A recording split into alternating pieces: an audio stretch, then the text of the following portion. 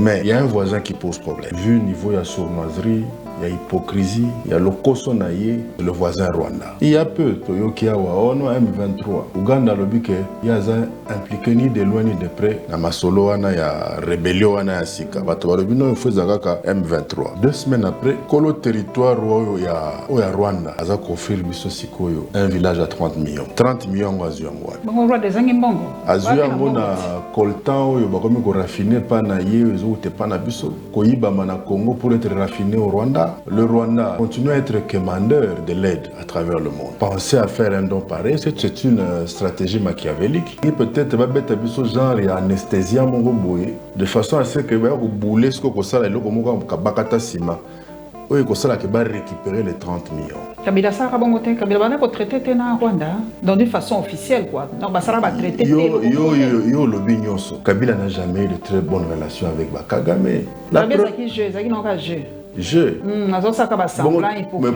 Mais pour aller aux autres, 30 000. Il y a un ras-le-bol. Mais tu vas plein ça bien, plein de lacs ça. Mais c'est des souka. Il y a plein de ça hein. Souka.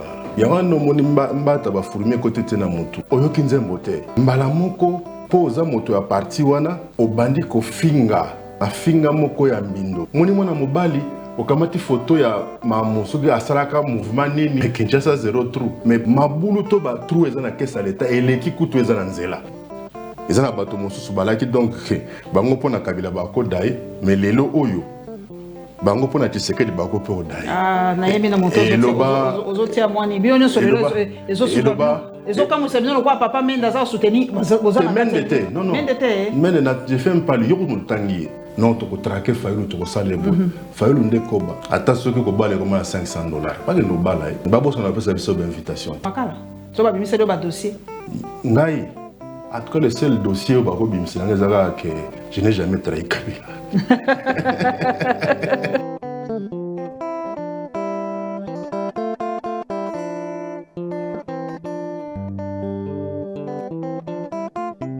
Esengwa kokutana na bino bandeko poso ebandi poso asika nzamba zolokumu abateli biso akotisi biso na poso asika lelo na kofungola poso oyo na ndeko Claude Machala na yeto kosola masolo oyebi bino moko poso ndenge elekaki masolo eningisi en tout cas peuple congolais alingi ayeba point de vue à Claude Machala, point de vue à la famille politique, il y a Joseph Kabila par rapport à la situation nyonso eza akoleka esengomingi okutana yo papa Claude Machala. Merci maman Langai na CPI minyo lelo so kanisi na kanisa kapo ba téléspectateurs ba sengi yo ngana yoka ka population elobaka esengi Claude Machala ko bana ko bana na likambo ya nzembo papa Claude Machala nzembo mama Machala mwana te na mona ki olobela ki yango mingi pe bato balobi azoki révélation ya papa Luambo alobi fois ayemba nzembo mais comme déjà ko ça ka nungu yo moko yebi ba réaction en population bato babimisi babiloko nazo comprendre de sous peuple congolais te hein bon ningina yeba nzembo neza penza solo est-ce que mama Machala mwana azali vraiment na studio azali penza ko ça nzembo pa azoki pe révélation ya solo ya Kondo Luambo maquette d'abord ya mona olobaki na olobana que ce n'est pas que nazo na lobeli yango mingi te. Je crois qu'il y a Ndeko Moko, collègue Nabino, Jean-Pierre, a une émission et à Tunainga Motuna en relation avec ça. Sans être porte-parole à Mambo National, et je me suis improvisé ce jour-là porte-parole, comme aussi ça ne me dérangerait pas de refaire le même exercice dans l'émission. Merci beaucoup. Oui, donc révélation. Tout à l'autre côté. Tongo me dit pourquoi. Toka na l'église na biso eza ya babinzambi nzambi to ba bandi ba sangana kisoki 6 po balekisa kadima na seni. Bango pe bazo ba révélation. Ya bango ba révélation tondima la preuve que to benga bango ba sali ya nzambe. Nani alota te parent na yemo kwa kala kufa. Nani alota te camarade na yemo kufa. Mais elle est restée c'est dans son métier, parce qu'il ne faut pas oublier que la Mamou nationale est restée très reconnaissante vis-à-vis du grand maître Luambo. Pour la simple raison que, après son succès à l'Est et à l'Ouest, surtout à l'Ouest de l'Afrique ou à Paris, son tout premier show ou concert à Nazaïr Tangouana, son parrain, fut le grand maître. Ah, ok. Donc tous les autres, Bazaki Netikoki Maye, Moi réticent, moi réticent, Somoni, bon, Ayemba Chiluba, Talakaka. 8 ans, Wana, Koza Muluba, Nakisasa, Ezalaka, Tokozaka, Kassa en général. Il y a un problème. Netinga, Bungana Koina Matete. Ngana Bunda Bagara, tout autant petit. Il suffit seulement de Mbagaka, Baluba, Matamba, Talafoufou, Talikele. Allez, vite, tout le monde. Au chauffeur, ma coffre, n'a rien à faire. Tu vois, payer Bana, il y a un Makasi, côté, donc on va boire, donc il y avait cette réticence-là. Mais le grand maître, à Yambakayi, le grand maître était Timoko, le spectacle. Donc, il y a un tikala.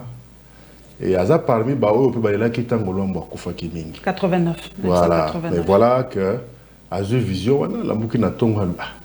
Maintenant, comprendre. Voilà.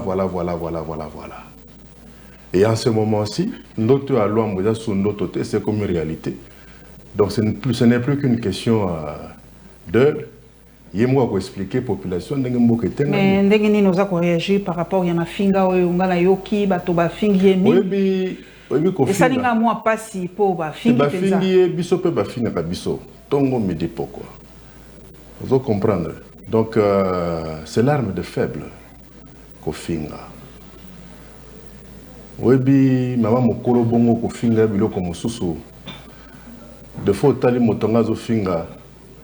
Peut-être pour moi, mbala ya poto matami et bimi, moi, ça vaut mes kakoto joaribu, atelisi longe comme le kola mouina masua, motali maboko ndengeza mouino ndelati baga, akofinga mamati, mais pourtant, il n'y a aucun nzembo te. Et donc, il y a un nzembo, il y a bien te. Il y a bandika akofinga. Otala kutu tanga kalaza ko bina na kisi na ba image yoka na maman ngai binga esikalité ya ngana bombela mai bolumbute yoza bokilo na ngate esikalité ya ngai nazaka bokilo te na ebité kazaki na style moko de danse la jupe fendue boena boye atotombo la bilamba il y a une stratégie na de scène sko yo tangu yo lelo yo nanoye oyoki nzembo te mbala moko po oza moto ya parti wana obandi kofinga mafinga moko ya mbindo moni mwana mobali okamati foto ya mamu soki asalaka mouvement nini po mipende ebimaki ya wana oyebisa na bayuma nyonso to wana boye obobisaka bafoto wana baimage wana ntango mosusu ozobule mamu na ndenge ya savon ba petit moko ba yendi mikolo oke basi batondi kisasa mais yo ça la savon yo zo boulele peut-être mamu na ndenge waniko on comprend pourtant basi batondi kisasa donc comment yo vous avez vandi au sali ba recherche ce qu'on est en ba photo wana aux Unis parce que mon sous-sol est Kiawa. Oh d'ailleurs, mais ce monsieur il est tellement petit, moi je suis là. Et ça, c'est vrai, le basa makelele. Peut-être le lo baebani. Mais le lo a koufa. Avant peut-être 40e jour, babosani. Mais mamou, même dans 1000 ans, on parlera d'elle. Parce que maman a sorti une culture du ghetto. Maman a imposé cette culture-là dans le monde entier. Mamou, c'est parmi les artistes congolais qui va jouer dans toutes les grandes salles du monde. Elle est très modeste. Elle n'aime pas trop parler de sa carrière et compagnie. Non pas seulement à cause des insultes. Parce que vous allez dans un pays comme les États-Unis, aux Ibana de la Balia, ou encore Madonna qui l'invita pendant au moins 2 mois pour aller à cette danse-là des hanches. Il y a toute une grande école à New York où on apprend que le Tchalamona. Vous vous rendez compte? Et une personne pareille mérite beaucoup de sa patrie. La preuve est que Mobutu avait fait d'elle grand chevalier de l'ordre de Léopard à l'époque. Joseph Kabila a commissionné à côté d'un ordre héros nationaux, Lumumba, Laurent Désiré Kabila. Donc, en fait, puisque c'est surtout les ressortissants de l'espace Kassai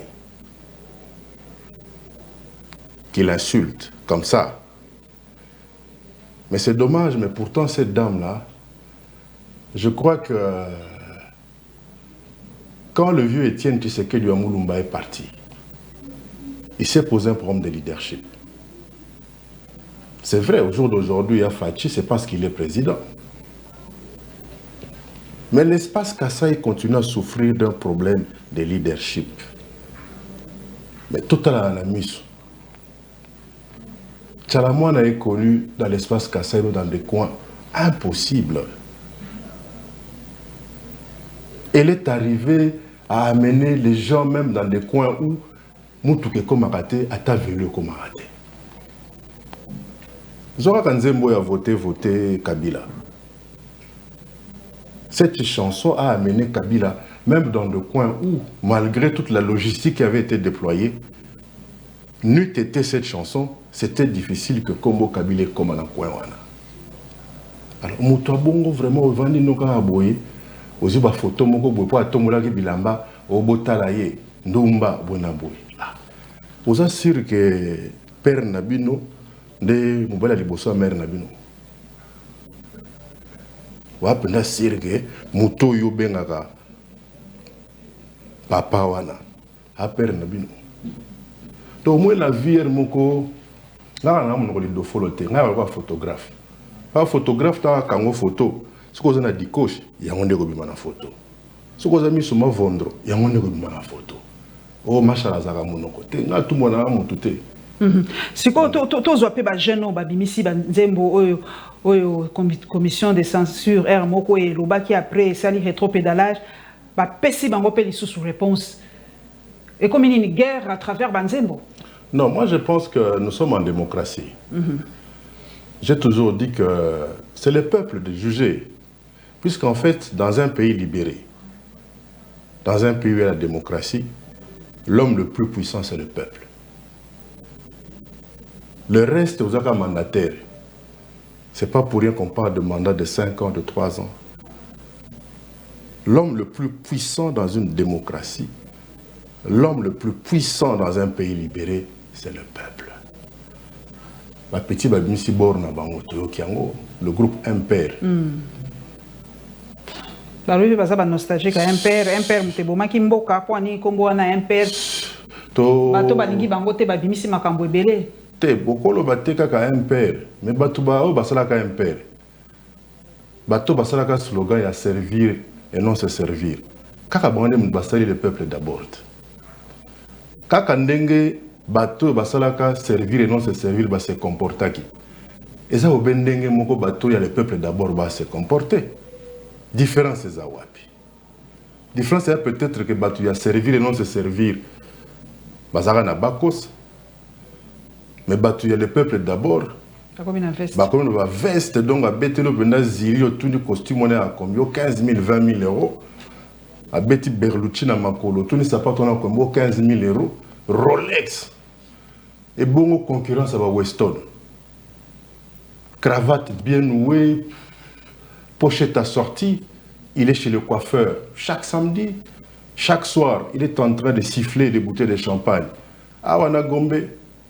Pendant que na Tchango, na Kibolo, ou encore na Nsangamamba, na Verkis, Batopo, Mokore Leka, il faut mettre à l'eau na lipa.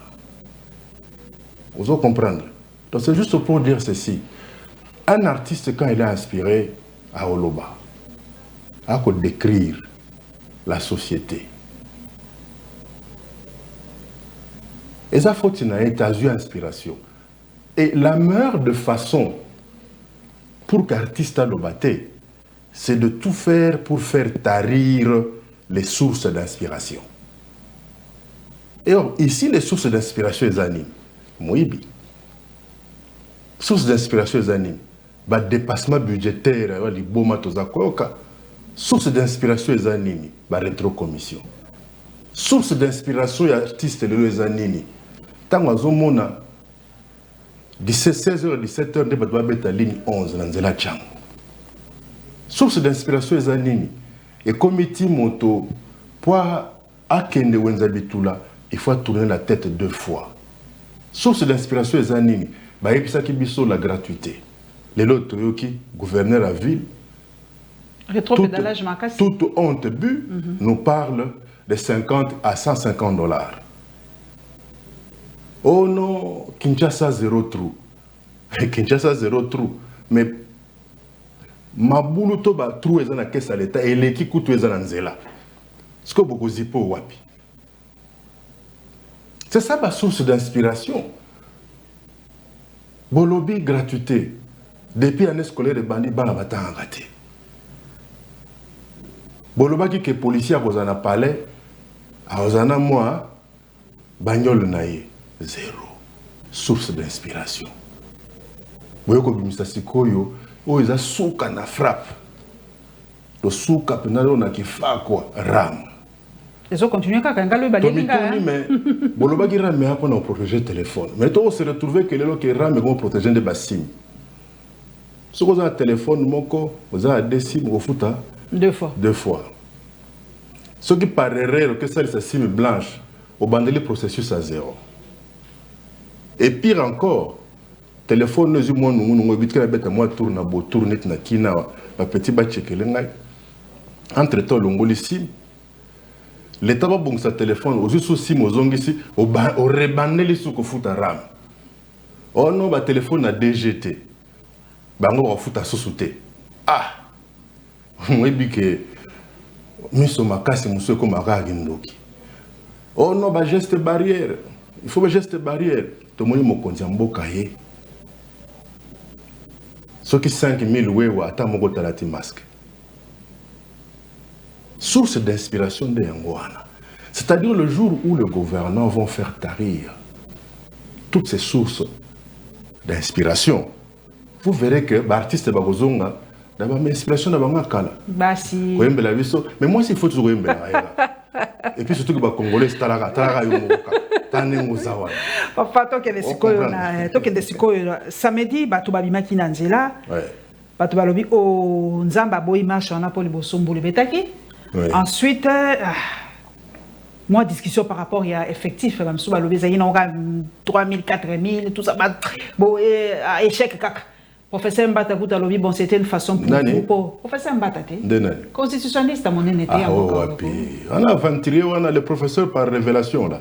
On a aventurier. Eh papa, c'est une imputation dommageable. Hein? On a répété qu'on a aventurier. Souk en aventurier. Professeur par révélation. Ok. La preuve est que le règlement d'ordre intérieur et assemblée lobby que Moto Azali président d'une commission permanente à co-présider genre ma commission paritaire. Il a été présidé ça. Une commission où les membres de la commission s'ignoraient. Au point que moi, quand on a bango na maman inagosi, je crois chez Top Congo FM, bah tous les mettants là nous attendent des députés à opposition bazala qui na commission. Oh non, tous là qui 20 moyens quand Congo ezate. Vous comprendre. Donc professeur Mbata, je crois que pour le moment là moi avant nanier à ça sali dégâts ou à sali simo kondiamboka. Et je pense que le chef de l'État n'est na mesana koloba. L'insalubrité a atteint son comble au niveau de l'élite politique congolaise. Et je pense qu'autour, il y a des leaders, surtout autour du chef de l'État, il y a lieu, il y a urgence, il y a qu'à organiser une sorte de voirie. Il y a des gens qui ne sont bons que pour la poubelle, si pas pour la casse. Entre autres, des gens comme M. Mbata.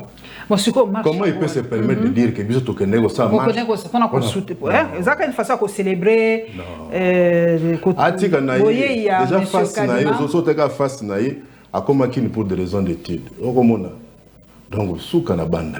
Donc, sikoyo, papa, sikoyo marche yango ezaki pona yo ezaki réussite. Est-ce que message le kaki n'engeni ni kozako cohabiter na la muka na marche? Peu importe le nombre, c'est le message qui compte. Il y a un ras-le-bol. Mais tu vas plein arabien, hein, plein de l'accent. Mais il y a une de souka maman. Il y a plein de ça, hein. Souka. Il y a un homme qui mbata ba fourmi côté tena mutu. Il veut faire plaisir au chef. Batiko koza mukonja mboka. Ba yebisa ke vérité. Batiko kosa fachi. Bao bazao kosa Kabila lobby. Bango batoni na union sacrée. Donc c'est le même discours. C'est le même discours. Il y en a qui disent que cette fois-ci, il faudrait que le corbeau fasse monter une carabine. Et je crois que tous les renards qui étaient sous l'arbre, avant même qu'ils ne prononcent la fameuse introduction là déjà à la fontaine, je crois qu'ils auraient déjà pris le coup d'escampette. Donc, papa, le message est qui, hein? Le message est qui, maman. Et ce n'est qu'un début. Donc, maman, chez monsieur a prévu? Ce n'est qu'un début. Nous avons awa. Dans un pays libéré, dans un pays où la démocratie est là, l'homme le plus puissant, c'est le peuple. Et le peuple congolais est démarré bord Moroboy. Et Dieu merci, tout ne s'est fait que dans le cadre du respect strict de la loi. Mais il y a des gens qui pensent peut-être qu'ils peuvent nous pousser à l'erreur. Jamais. Mais papa Balobi, Nini, FCC, tomoni, ma grande tête, tomoni, Obeminaku, tomoni, Chadari, tomoni, Batomine, Minene, Batobazoka, moi, Bazo, Singana, tout bateau, n'a pas Claude Machal. Batona Pebabimara, Bakomo Bimalabala. Bato Balobiski, Bazako Sekabiso, te baon, bavande qui 18 ans, baon, va détruire Mboka Oyo. Comment Bazako oser Kobimalabala Koutambo? Oui, mais Motoso, Bato Baloba a 18 ans. Je crois que peut-être surtout Batanga Paris Bato Balobarango, le diplôme on va suivi parce que 18 ans on a Bobo ça n'a gestion il y a 1 plus 4. Bobo ça n'a que Gizen Mouzit Baba premier ministre Mboka. Mais nous comme nous sommes des hommes d'État, nous assumons. La preuve est que sous gouvernement Mouzito, nous sommes arrivés à apurer la dette que Mobutu avait contractée depuis de 14 milliards de dollars. On a détruit le pays. Mais maman Paulette, les gens dans la chaîne Oyo, et ça résultante, il y a Belfort, il y a Joseph Kabila pour que notre démocratie soit la plus consommée, notre démocratie soit bon marché. Au jour d'aujourd'hui, la démocratie en RDC, malgré Bavantir, Basala, Bakanisi, Tokangambanga, notre démocratie, c'est la denrée la moins chère. Mais fallait approuver bino zéro mort, mais gaz lacrymogène était, le côté là est-ce que Nazalaki lacrymogène est bétamaki. Oh, wapi. Ah oui. Wapi. Croisement Sendwe Kasavubu. C'est que moi nous ezalaki. Non, nous ezalaki te. Peut-être que son manière justifier que bah barailler. On comprendre. Azapé moi yankete donc général benza yaki ayaki osala boulot parce qu'il faut des critiques comptables bêta makit. Et il faut justifier. Au moins mboka ngo to ibini mboka fonctionnement ndé makambo fonctionnaka. On comprendre. Et il y a eu des gens qui ont cherché à provoquer. Mais modo d'abord ezalaki que protéger les biens de l'État pour Beforo Joseph Kabila sali totonga ta mwa ndambo wana. Et belé. Bien sûr, tout ça, on va sauter de mouton. Pour qu'on sauter de mouton, on va venir souka, n'engé bandé na n'engé soukaki. Totongi mingi maman. Et bon, on va ndeko batoni le na kisasa. Mes frères, votre espace yo, ya origine ba parents nangai. Ponga na zalaka mu yakate, na mu lubate, mu Congo te, mu Swahili te, mu ngala tenga za mwana matete. Kinoa vrai kinoa. Na mwana matete. On est britannique 100%. Mais pour Luange, Nani. Et toute la production législative qu'il y a eu sous Kabila, les loyaux, on a tenté de nous attaquer dans la nouvelle colline de Chanzo. Vous voyez, ce qui est Makenga. Subtani Makenga. Oui, pakataka mbanga bosana katine koti na likola ngomba wana. Kaka ngomba wana.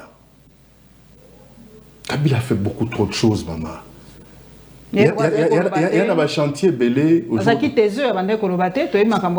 pense qu'il y a eu peut-être des insuffisances dans les chefs, il y a certains de ses collaborateurs. On va comprendre. La fameuse voirie que je conseille à Fachi au jour d'aujourd'hui.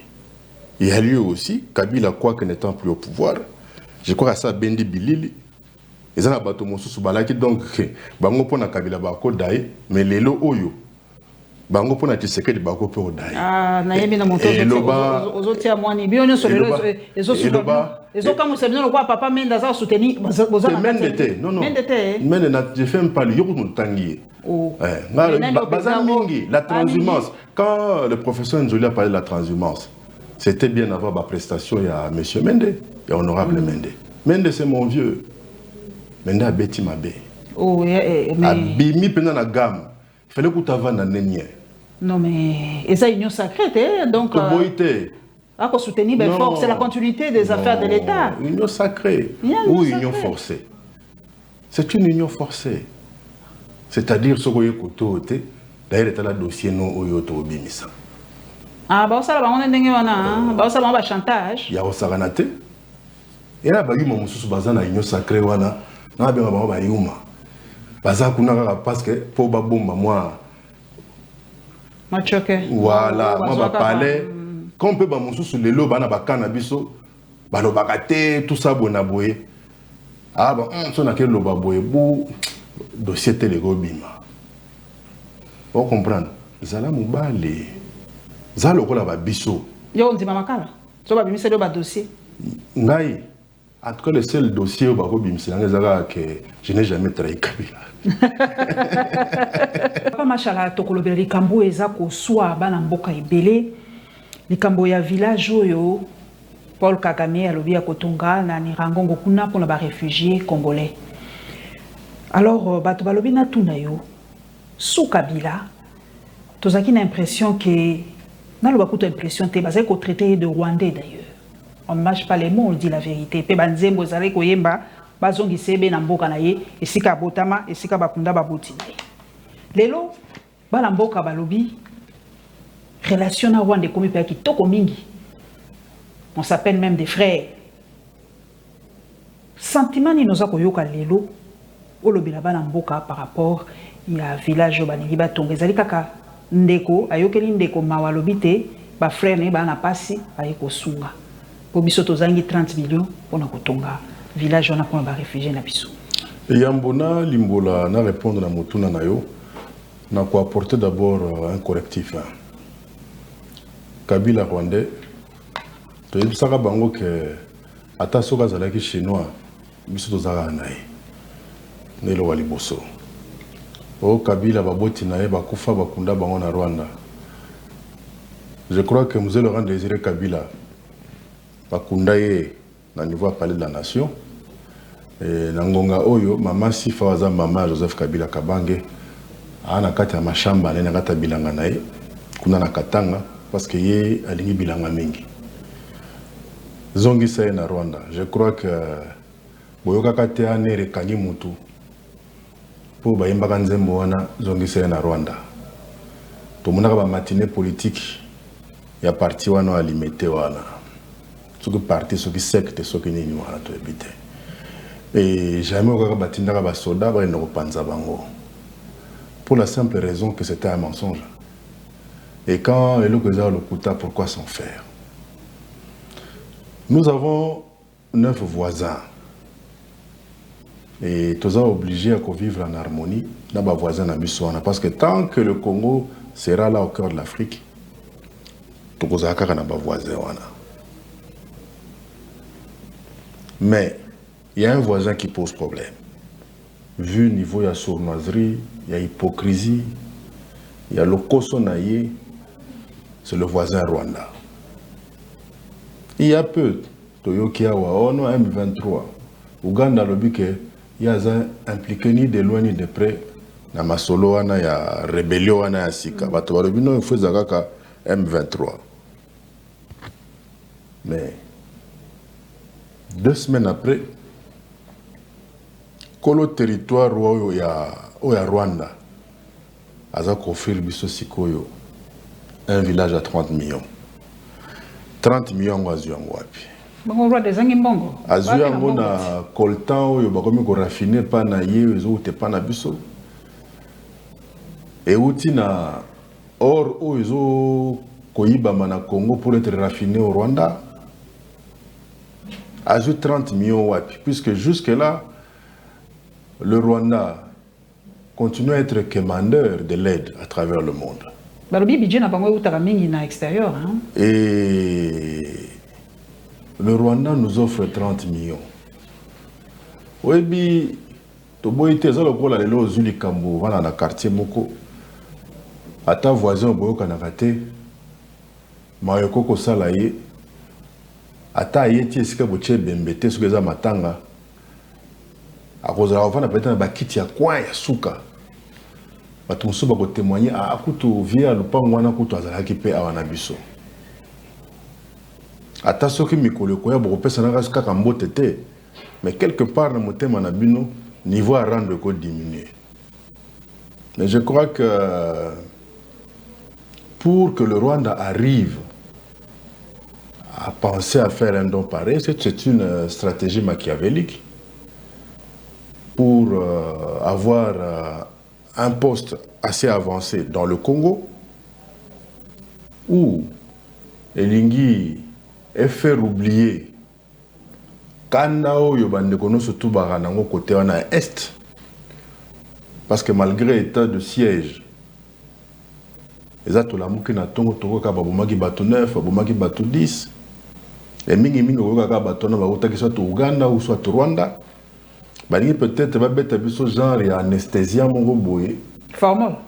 Moi bicarbonate mon formol de façon à ce que vous boulez ce que ça là le comme bakata sima oui que ça là que va récupérer les 30 millions.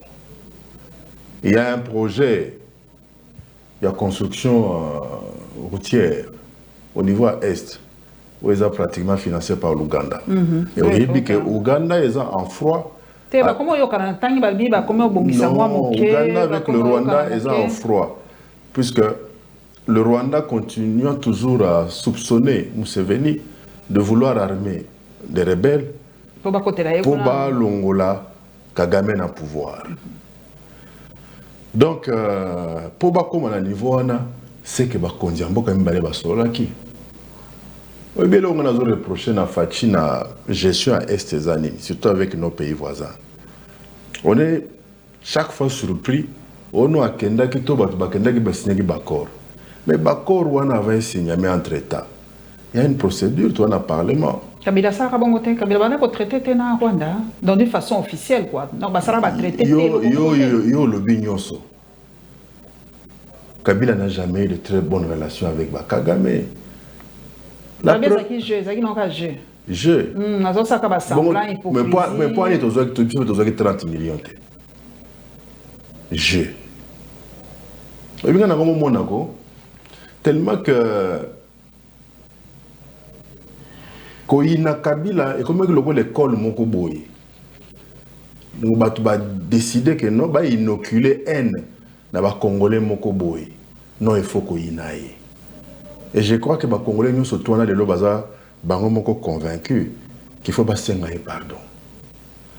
Pour me dire que la mugana tongo awa, n'ayant qui aventurier moko il a cherché à citer, à salir le nom de Kabila dans ce dossier combien épais et douloureux. Il y a mort à Chebeya et son chauffeur. Alors,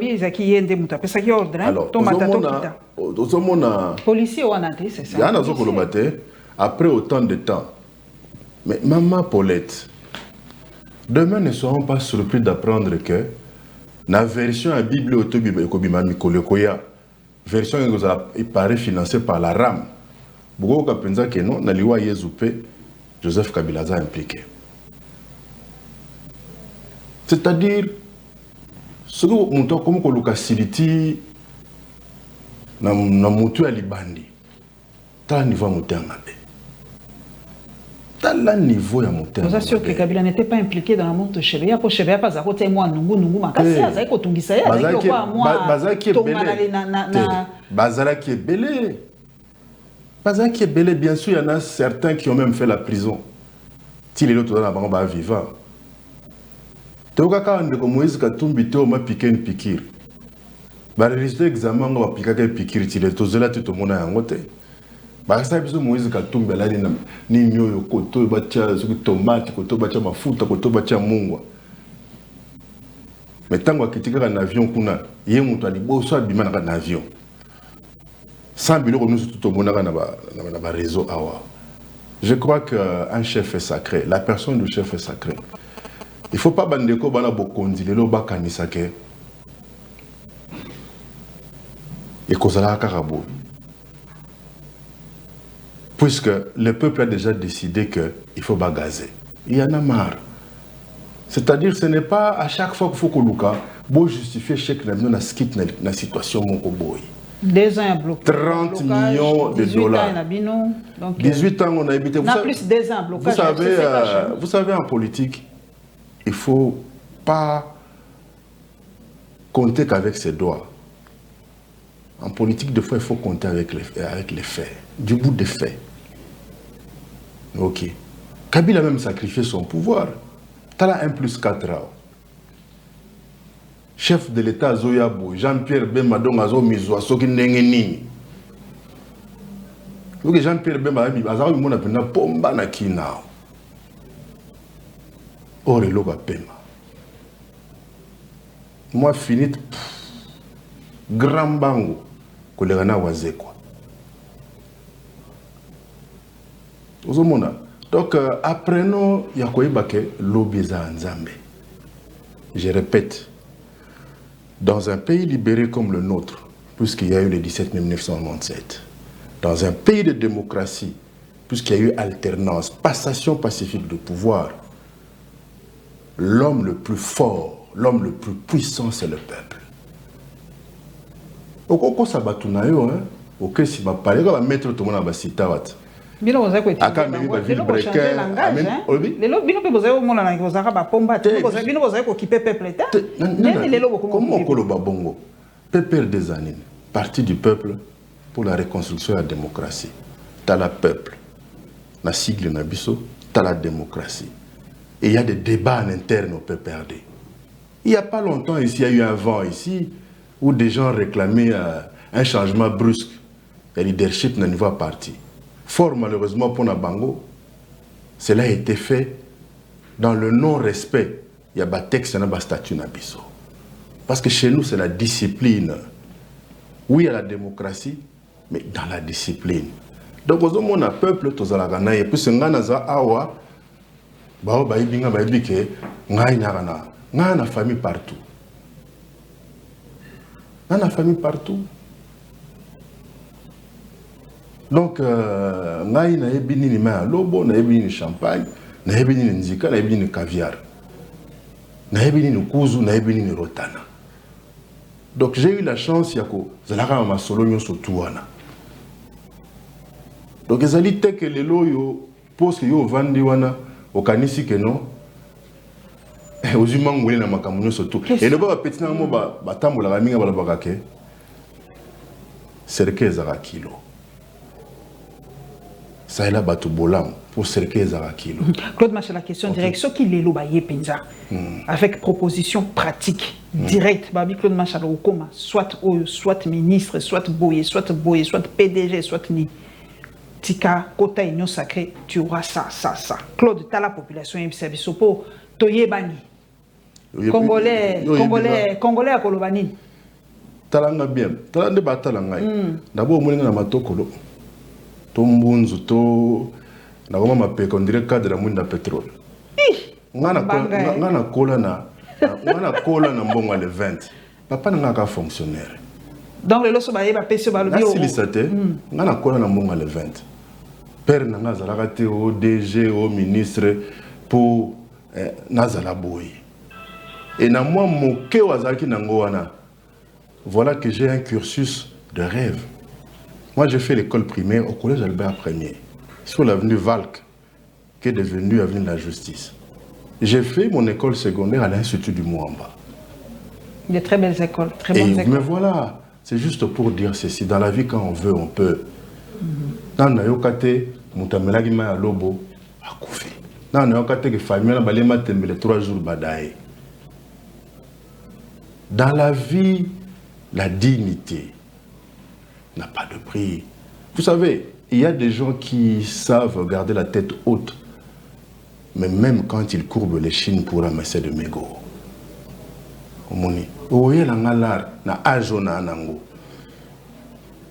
Parmi mes enfants, j'ai 6 enfants qui sont diplômés d'université. Médecin spécialiste, donc docteur en médecine. Il y a 2 PhD. Il y a 2 MBA, dont Moko, Université Joseph Kabila, à en Afrique du Sud. À Tayo Moko. Il y a c'est vrai, on a besoin de locaux. Mais nazala nazio lokwana nazala respecté. Nazala respecté. Mais zalate et comme on il faut que nous luka koloso soyo alelaka tango Pierre awanga na Yesu. Vous comprenez? Équation makasi. Bon, vous mona ngana zana kabila tina lifobo. Ah, nani Steve Mbika Lobaka ngo Steve Mbika Lobaka les lois zapi. Steve Mbika yaki ko rejoindre. Menda Lobaka yaki ko rejoindre biso. Vous comprendre? C'est tout le là-bas les anciens de l'église. Le gardien du temple, fils Moukoko. Le gardien du temple. Ah leader nanga. Na lela mabe. Tu sais que c'est le plus intelligent dans l'UDPS, hein, fils Moukoko. Je pèse mes mots. C'est le plus intelligent dans l'UDPS. Oui, nakoyambe kala mingi te. Ngai yangana kabileza eza bolingo pour une ordonnance présidentielle te. Pour un décret présidentiel te. Ba yuma mingi ya tant bazu moi décret moi ordonnance Kabila comme demi-dieu. Mais le logo la Kabila ko signé le côté. On est pena John Mususu pendo ki mama lo ba Kabila. Otalié oyebindenge akoma ne bonga wana olobi so na panzie garde bato balobana ajalo mais un ingrat eyemba lisusu mamu national kaka nzeto matelaki ya wando okitela tokosukisa papa tokosukisa na image moko na monaki na ba réseaux sociaux sur Facebook plus particulièrement batindaki mutateki image wana moto moko ba benga kaye général atenaki ba propos moko très violent alobi kala mingi te bako kita epa ya Martin Fayulu Madidi bako tumba esika vandaka bako sala onyoso bako ki kosala papa le lobi no bozana opposition comment vous avez jugé ba propos ya modèle wana lelo entre bato bazali ba 2 familles politiques différentes lelo na mokili na biso pour la nini ba propos aussi violents par rapport ya ba adversaire politique? D'abord Pétion a ba biloko na ba banda es parce que so lingo sa mutu mabe oyebise pourquoi. So ngola kisaka yondo na bolingo tu seke di koleka wa fa ko za flatter et bata bongo nde fachi fa bengana. Il y a peu nous avons suivi les chefs de l'État donnant instruction au gouvernement et à l'ANR et à tous les services concernés bata modèle wana ba traquer bango ba kanga bango. Je pense qu'à moins que ça soit une énième promesse. Mais s'il vous plaît, avec tout le respect que je vous dois, Monsieur le Président de la République, Johanna Penza, Bachaye Maboko. Non, tu peux traquer Fayulu, tu peux saler bon. Fayulu Ndekoba. Moi, si je n'ai pas un carat. Attention que tu balles comme à $500. Pas que nous balles. Et pas besoin de faire ça d'invitation. Et yo kanisi que basa la Fayulu Kolo, ngana zomona. Na kotate. Na kotate. Puisque non-assistance à personne en danger, c'est un peu crime. Vous comprenez? Donc, c'est bien, il y a aucun de la bateau. Pour vous abattre belé, il y a Bimi Rambo. Mais ça, il y a un côté Moussou, il y a un côté. Il y a un côté, il y a un côté, il y a un côté, il y a un côté, il faut que nous se soulager. Il y a un côté. Ce que nous avons il y a pas de toilette. Mais il y a des gens qui ont bar. Il y a des gens qui ont déjà ces kangiyo. Ce que Johanna a un esprit attaquant. Ils n'ont jamais sima. L'État au Ganga. Il y a ça qui déjà. Au commun, on a tout le temps d'anquité. Et ça, quand on a au canela, on a au cas. Oui, bien, il y a des gens qui ont Mario coûte ce combien de fois? Ce qu'on fait en Mario Poani. Et ça pour un numéro de téléphone à mère n'a pas Tony. Mais Nzambe, où est-ce que Nzambe a grand songere? Nzambe a grand songi. Quand il sait que maman Paulette, jour moko na rotana, pour nga pétan en finga te meleki, natala ka profil nae. Ne taka biso toloka ba esprit ya banzoko éléphant de mémoire d'éléphant na bossa na ngate. Na finalité ce que on est au 6e niveau. Na benda ascenseur boy. Ascenseur e fonga maboy, jo na kati. Ce que jo nga bena kotala côté, ngana atale kaka. Na bloqué ascenseur. Oh mais vous faites quoi? Ngana ebise mi yo finga ngata. Olakanga pe mingi ya mabe. Tokutani lelo. Tokutani sikoyo. Comme ça na tika bana nga so bako ba shege, au moins ba mikolo bako kipele nga bana. Problème ezate na pe na baleki bena na baleki 24. Moni et pas na biso, il y a 23 diplômes d'université. On comprend. Ba kipe bana ngai. Ngai bo tokutani sikoyo. Olobi nini? Fara. Fara sikoyo. Abandi explication ba kanzambe tenga habité. Ngabitala, toi dojo moko me sentir mon côté.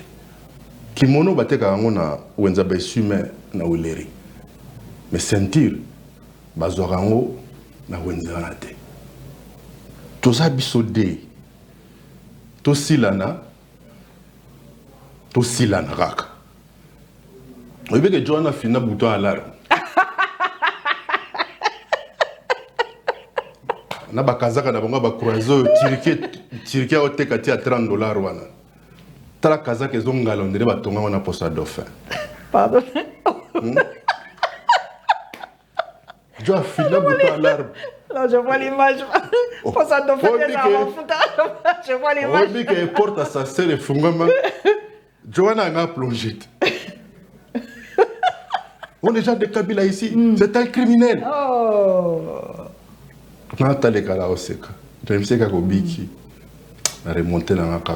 C'est juste pour dire ceci. Batoming ba finga derrière ba téléphone incapable so ba monio ba koloba pe lo côté biso ba o buto ba finga ngo Mario est-ce que on a numéro na téléphone na téléphone na mère na bino ana ko mo ba waye me mo pao ya za na mon frère ana master na ngata mikolo abunga ke rumba mais heureusement ke moko azongaki c'est master depuis 1976. Et tout est collabolingo. Dans nos partis, éduquons nos militants. Mais quoi l'État est allé. Tala mokonzi mboka alobaki abat le tribalisme. À instruire en air, justice, bolande la batouana. Mais voilà kaka na barana e.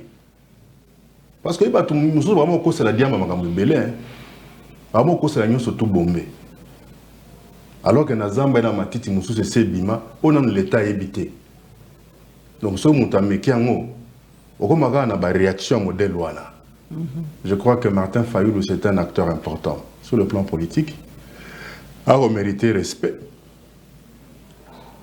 Et Azalakan, Soki 2018 ezali nango winner. Mais 2023 des élections. Montuna souka penza tango komi souka ba souffler nga babi mais pour nini Martin Fayulu tambola été samedi. Mais batune balakit. Ah ça c'est la même chose hein. C'est la même chose. On dit bien que l'homme le plus puissant, l'homme le plus fort dans une démocratie c'est le peuple.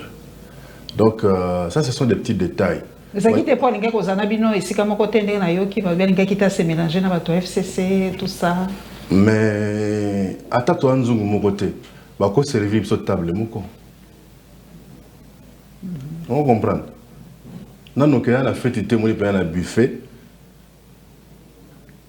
Chauffandise ya pondu yango o elandeza ya fumu. Ozo diembe da tena ora ya la muka ndenge na yo ki balobi. Soki bino no sa eloko te bongo sa pe aziki. Te bisonden. Ibungu tulu donc bozo diembe la c'est le peuple qui décide. Biso to anzete to diembe la sundeni. To anzete. Ba diembe la ndena nzete. Biso to diembe la ndeni parce que biso to anzete. Na yo ki pe pardon pe ça une minute pour na moto pepe na yo ki déjà balobi Kabila kozonga na 2023 bato baza ko garantir biso balobi il est prêt à déposer sa candidature pour 2023. Je crois qu'en 2023, nous sommes à 80 millions, c'est-à-dire 80 millions d'électeurs et 80 millions de candidats. Et de toute façon, le peuple a ça, le peuple est là, n'a été à voter les sous en 2023. Ils ont la bande depuis la rentrée scolaire et bandi bakotachik tewana. Nzambe merci. Parmi les 5e des humanités, la 6e des humanités, l'année prochaine, 18 ans, comme année Rolanda 18 ans. Et Bango Bayebi déjà, Nani te ba voter. Ozomona, il y a un lobby bon, Soki, en 2018, Corneille Nangazagi David Copperfield, avec la fameuse formule politique, il prononça ces résultats-là. Je crois qu'en 2023, c'est Kadima, avec l'expertise qu'il a. Je pense que c'est quoi qu'il a dit, été, c'est Niwana, mais ce que c'est le forcing de Tiwana. Et nous assure que 2023, jour Kadima a prononcé le résultat, Kadima va bien ingrat, n'a pas battu. Merci papa Ngonga tous à Canabino ensemble ici Koko Yangwana ma belle télévision to continuer télévision za la Katainik. Merci papa Claude Machala. J'espère que vous avez la réponse union son ami tuno bozaki ko mituna to bandi poso ya sika to na tombele bino poso elamu en tout cas nzambe azala na ba projet na bino nyonso za ba battre la République démocratique du Congo to za na bolingo po ba propos na yoka kinga moko personnellement choka kinga makasi parce que na koki ko imaginer te ba propos d'une telle violence. Donc est-ce que ba opinion politique na biso et koki ko mema biso ti na ko kanisa liwe ya mototo ko sa moto mabe tozo ke ne wapi dérive oyo il faut en tout cas ba continuer papa Claude Machala il faut ba continuer tia maboko na bato ba ko véhiculer ba message ya violence extrême boye il faut ba tia maboko po ba te belé ba lobeli ya lokwa Jean-Claude Katenda telemi ya lobi a lobela ki yango malgré zo ki pe ba menace a sengi penza ke na ba kondia mboka ba tia loboko na moto wana po a véhiculer message moko d'une violence extrême. Mais mère ko santé pour na neti babanda yeso ba misa ba photo ba image ya mamwana ba ibaka ke bazela ka ndoto alwambo ndoto alwambo bon eza libanga na molili donc merci à la ministre de la Justice qui a compris que commission de censure est un instrument de dictature donc le quoi nous ba pekisi bo rezanga mbumate batika ba artiste ba yimba tokomona na mbala sima nzamba benisa bino abenisa bebisoloko.